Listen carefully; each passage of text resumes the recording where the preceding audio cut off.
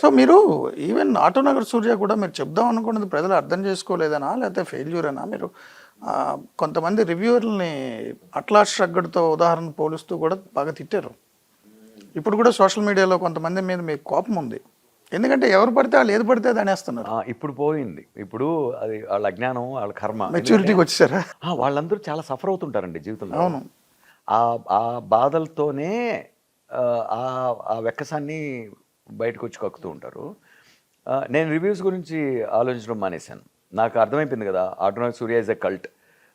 ప్రస్థానం కూడా ఏం మహా రివ్యూస్ ఏం రాలేదు, గొప్ప రివ్యూస్ ఏం రాలేదు. Republic is a cult.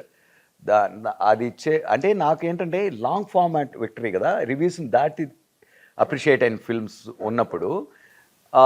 ఇప్పుడు కూడా టాలీవుడ్ లో పొలిటికల్ మూవీ అంటే ప్రస్థానం పేరు చెప్తారు అంతే. సో కొంతమంది లైక్ ముందే ఫిక్స్ అయిపోయింటారు, ముందే ఫిక్స్ అయిపోయి నా క్యాస్ట్ బేస్ చేసుకున్నాం, లేకపోతే నా దీన్ని బేస్ పెట్టుకున్నాం. కొంతమంది అట్లాంటి దృక్పథం, అది వాళ్ళకి నష్టం. అది వాళ్ళ మీద అలా చాలామంది పోగొట్టుకున్నారు క్రెడిబిలిటీ.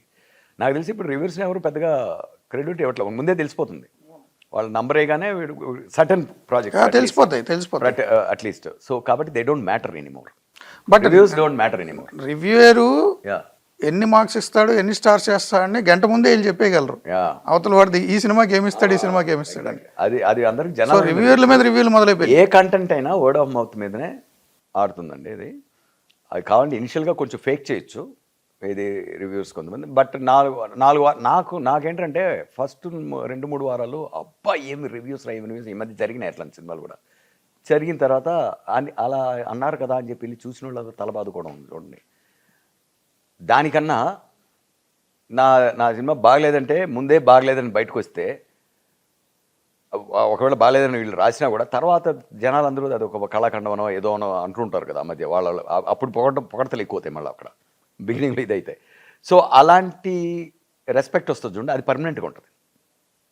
సో రిపబ్లిక్ థియేట్రికల్గా అది దాన్ని ఓటీటీలో మంచి హిట్. తేజ్కు జరిగిన యాక్సిడెంట్తో పాటు ఆ యాక్సిడెంట్ రిపబ్లిక్ అనే సినిమా మీద కూడా పడింది. That's fine. ఇక్కడ కూడా నలుపుతున్నాడేమో దేవుడు మళ్ళీ దీని తర్వాత ఇంకేదో ఇస్తాడు. రోలర్ కాస్టర్ లాగా. యాక్చువల్గా అదే థ్రిల్లింగ్, లైఫ్ కూడా అదే థ్రిల్లింగ్. ఎందుకంటే that is when you feel like you are a hero.